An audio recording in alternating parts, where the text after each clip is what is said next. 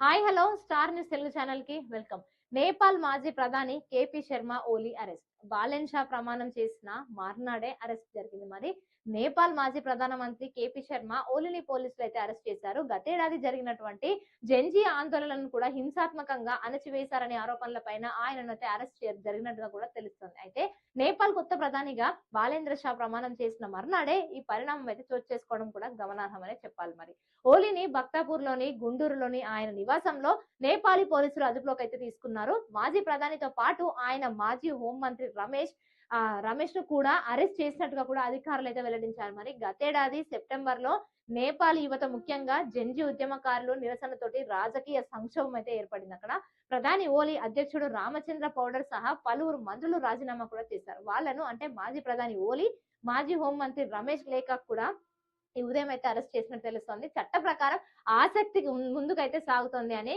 కాంటాత్మక valley police ప్రతినిధి ఒక home అధికారిని కూడా తెలిపారు. ఓలీ అరెస్ట్ జరిగిన కొద్ది నిమిషాలకే కొత్తగా నియమితులైనటువంటి హోం వ్యవహారాల మంత్రి సుధాన్ గురం కూడా ఇచ్చిన మాట నిలబెట్టుకోవాలని, చట్టానికి ఎవరు అతిథులు కారని కూడా అన్నారు.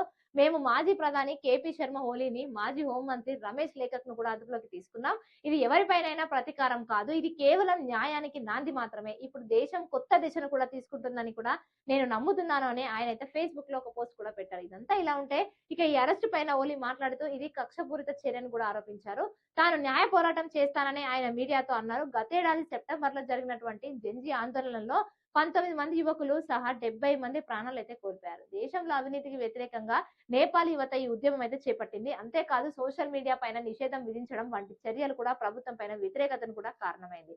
దీనిని వ్యతిరేకిస్తూ సెప్టెంబర్ 8, 9 తేదీలలో మొదలైనటువంటి నిరసనలు క్రమంగా కూడా అవినీతి ఉద్యమంగా మారింది. చివరకు ప్రభుత్వం కూలిపోయి రాజకీయ సంక్షోభం కూడా ఏర్పడింది. మరి ఇలాంటి లేటెస్ట్ అప్డేట్స్ కోసం మన స్టార్ న్యూస్ తెలుగు ఛానల్ తప్పకుండా సబ్స్క్రైబ్ చేయండి.